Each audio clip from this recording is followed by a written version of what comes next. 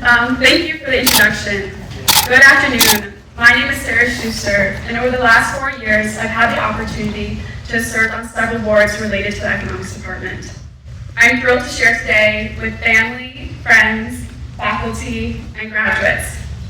Like many students here, I graduated high school in 2020 and never walked across the stage to receive my high school diploma.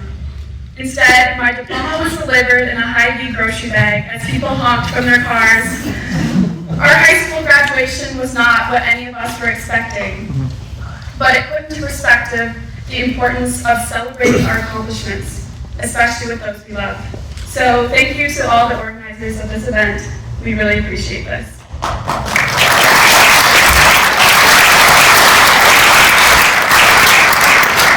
As Professor Holmes said earlier, for many of us, our journey in economics started right here in this room, with lectures on supply-demand from Professor Fahima Aziz. Today, we are no longer a classroom of students who want to major in economics, but graduates who did. To be an economics student is to understand how social sciences and quantitative theory come together. We have learned the importance of asking questions, how to interpret regression results, and even why macroeconomics is more interesting than micro. All of the late night studying and review sessions have paid off. We have persevered through both social and academic challenges, and we are here today to share our accomplishments with those who have supported us. As my time as an undergraduate at the U comes to an end, I've had the opportunity to reflect on my experience in economics. I then in denial about graduating because it really didn't sink in until I started to do my last class with friends, my last problem set, and even my last final exam, which was at 8 a.m.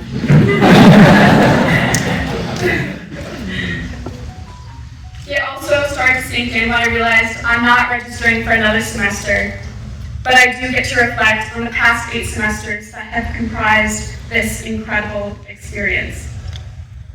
For many reasons, I love the Caribou Coffee in Hanson Hall. Not only is it close to the economics department, but you can also get a London fog for 38% cheaper than a regular chain Caribou. And for free, you get to listen to Carlson students having one-on-one coffee chats. I have overheard many great conversations where students have business ideas or they've taken the opportunity to ask a peer about their college experience. I've applied some of the better conversational skills into my own coffee chats with peers and coworkers, and I think it boils down to one thing: leading with curiosity instead of a request. Engaging in coffee chats these past couple of years, both at school and at internships, have helped me understand other people's careers as well as what I envision for my own. So thank you to the more than 150 people who have taken the time to share their story with me.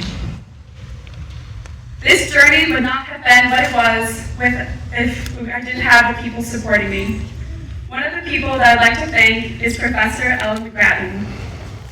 My junior spring, I applied to be an HHEI undergraduate research assistant under an economist. Sorry, that's a mouthful. I didn't know if I was a great fit, but I applied anyway and went to the poster presentations that spring for the previous cohort. I was nervous when I talked to Professor McGrattan about my initial 5-year plan that I'd set for myself, but a few weeks later I did get the role. Working with her was one of the highlights of my undergraduate career. Not only did I gain a better understanding of empirical economic research, but now I have a mentor and someone to confer my next 5-year plan with. I learned too that people are willing to help you get to where you're going if you're willing to take initiative or even just a chance. I would also like to thank all the professors who take the time to listen to their students. As many of the professors here know, I tend to ask a lot of questions. And one professor who may or may not be glad that I'm no longer attending his office hours is Professor Jan Werner. Every Monday this past semester, I attended his office hours on the 4th floor of Hanson Hall and asked questions about financial economics. I will say, he did a great job of answering my onslaught of questions. And even when he didn't know the answer, I was sure to receive an email with a peer-reviewed paper, or at least an article from a reputable news source in my inbox in 1 to 2 business days. My conversation with him and other professors were important for my education here at the U. I had gained the confidence to ask questions to subject matter experts, and in turn have gained a deeper understanding of economics. My time at the University of Minnesota is something that I will always be grateful for. We entered our studies as curious learners, and we leave as critical thinkers in a discipline that has prepared us with many skills for many career opportunities. Our academic determination has paid off today and will serve us well in the future. There are many things I'm going to miss about being a Gopher. Sitting on the Northrop Mall with friends when it's nice out in Minneapolis, the free HBO Max streaming account, the clearance book section at the Kaufman bookstore, and even walking a quarter mile across the Washington Bridge each way. But one thing that I'll miss most of all is the people that make this university what it is. Thank you to all the friends that I have made in economics. I am so grateful for you all and the memories we now have. I would take the time to thank you all individually, but I'm probably over time for this speech already. I consider myself lucky to have such a strong support system and that they're here with me today. Thank you to my family, and especially my parents and my brother Sam, who have supported me these past 22 years and who I know are always just a phone call away. To my freshman year advisor, who tried to steer me away from mathematics, thank you for the challenge and lighting a fire under me, because this weekend I graduate with both a degree in economics and mathematics.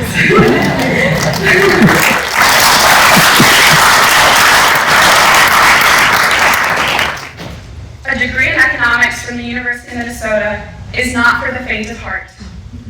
Our dedication, perseverance, and even the frustration we felt the first time we tried to solve Lagrangian are all represented in the copper chords we earned today. This weekend, we celebrate our journey in economics and the successful completion of our degrees.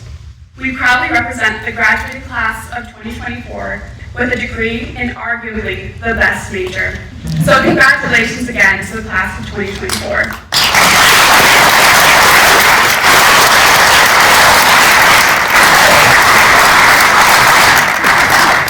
Next, I'd like to invite